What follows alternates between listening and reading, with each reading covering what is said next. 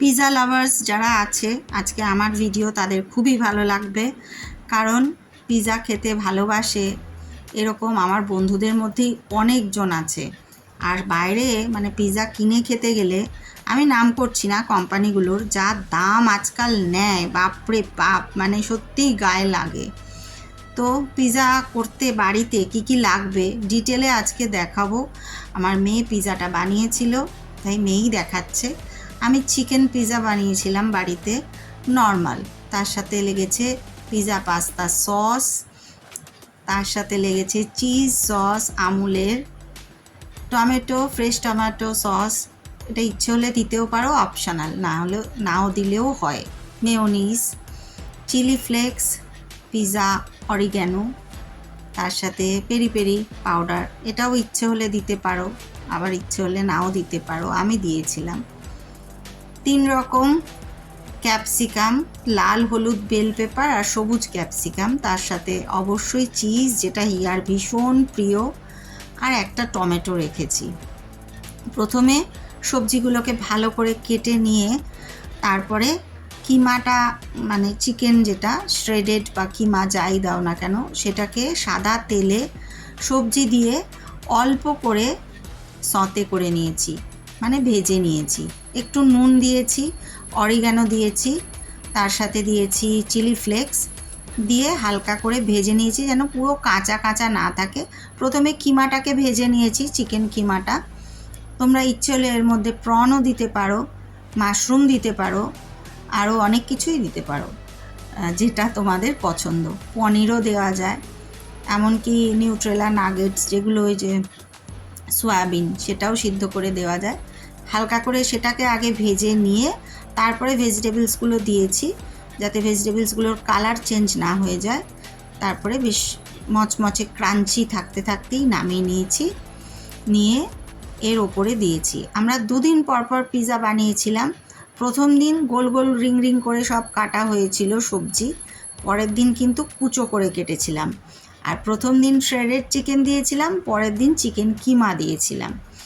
তো ভীষণ ভালো লেগেছে, মানে প্রথম দিন যখন হিয়া বানিয়েছে এটা এত ভালো খেয়েছি আমরা।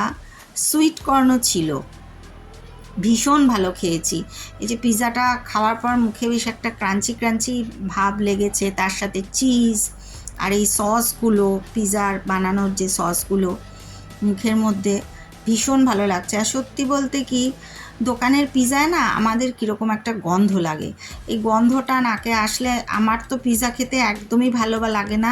আমার কর্তাও খুব একটা ভালোবাসে না পিৎজা খেতে, কিন্তু বাড়ির পিৎজাটা এতই ভালো টেস্ট হয়েছে যে হিয়া পর্যন্ত বলছে যে নাকি একদম পিৎজা খাওয়ার মাস্টার, সে পর্যন্ত বলছে যে মা এবার থেকে বাড়িতেই পিৎজা বানাবো, এত ভালো খেতে হয়েছে।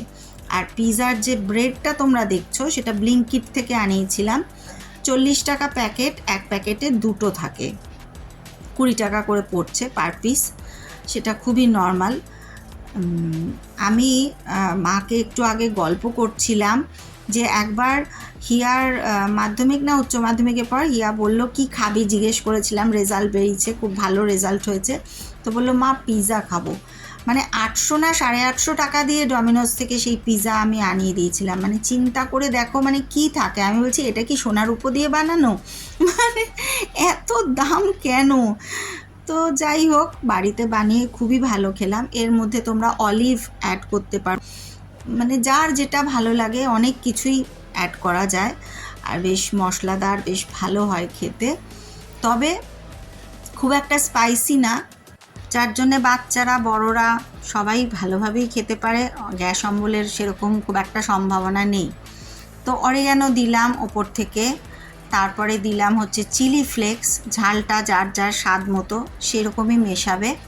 আমি আবার বলছিলাম এর মধ্যে একটু কাঁচা লঙ্কা মেশালেও হয়, মেয়ে মানে তেড়ে মারতে গেছে আমাকে প্রায়, কাঁচা লঙ্কা কেউ পিৎজায় মেশায়, কিন্তু আমার না ভালো লাগে কাঁচা লঙ্কার টেস্টটা বা স্মেলটা, আমার সবেতেই ভালো লাগে। যাই হোক, সেটা আর মেশানো হয়নি।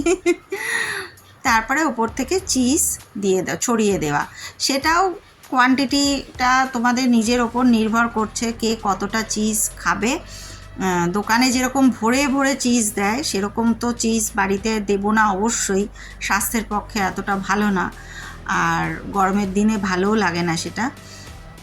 তো আমরা প্রথম দিন গ্রেট করে চিজ দিয়েছিলাম, আর পরের দিন গ্রেট করা চিজই প্যাকেট থেকে কিনে এনেছিলাম ব্লিঙ্কিট থেকে। সেই গ্রেট করা চিজটা থাকলে হয় কি দিতে সুবিধা হয়, কাজের সময় তাড়াহুড়োতে দিতে সুবিধা হয়, আর পুরোটা তো লাগে না, যতটুকু লাগে ব্যবহার করে আবার ফ্রিজে রেখে দাও, অসুবিধা নেই। তো হিয়া তো গ্রেট করেই দিয়েছিল চিজ। তারপরে আমি কি করেছিলাম, আমি শান্তিনিকেতনে মাইক্রো ওভেন নিয়ে আসিনি, আর আমার আসলেও এখানে জায়গা হতো না, কিচেন ছোট, রাখার জায়গা হতো না।